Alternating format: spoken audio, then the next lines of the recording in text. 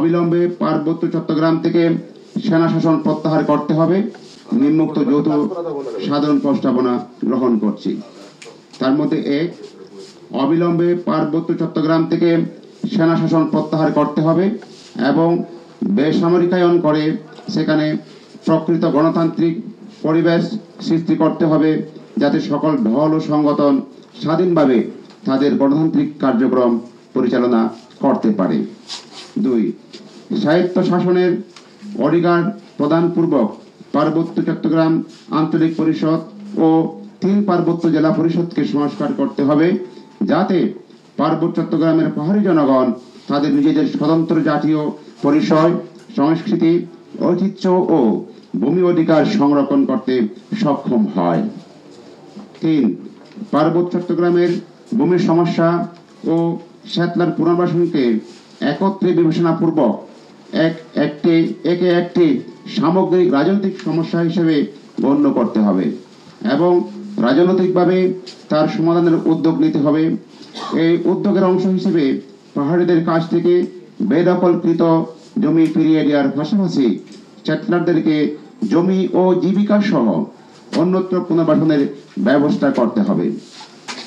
4, জাতীয় সংবিধানে পাহাড়িদের জাতিসত্তা ও ভূমি অধিকারের স্বীকৃতি দিতে হবে।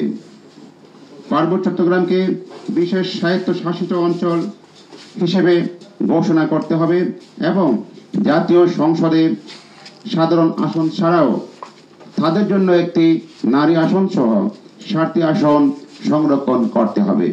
5, ফ্যাসিস্ট হাসিনা শাসনামল সহ স্বাধীনতার পর থেকে এ যাবৎ পার্বত্য চট্টগ্রামে সংঘটিত সকল গণহত্যা, হত্যা, ধর্ষণ ও কল্পনা চাকমার অপহরণ ও গুম সহ সকল মানবাধিকার লঙ্ঘনের তদন্ত ও বিচার করতে হবে এবং এ লক্ষ্যে জাতিসংঘের সহায়তায় ও অংশগ্রহণে একটি কমিশন গঠন করতে হবে।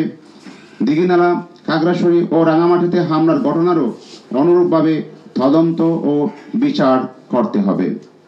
6, তথাকথিত সীমান্ত সড়ক ও পর্যটন স্থাপনা নির্মাণ সহ প্রাকৃতিক পরিবেশ ও জীববৈচিত্র্য বিনষ্টকারী সকল সরকারি ও বেসরকারি প্রকল্প বাতিল করতে হবে।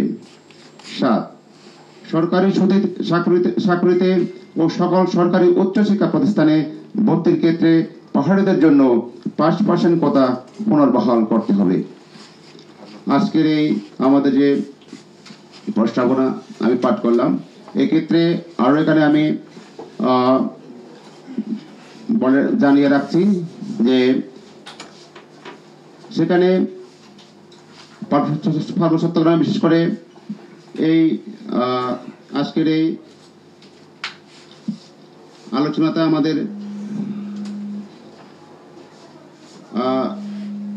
এর বাইরে আমি যে একটা কথা বলে রাখি, বিগত যে ঘটনাবলীর উপর জনসংহতি সমিতি একটা রিপোর্ট পেশ করেছে, সেটাতে আমরা অবশ্যই সেটা প্রত্যাখ্যান করেছি।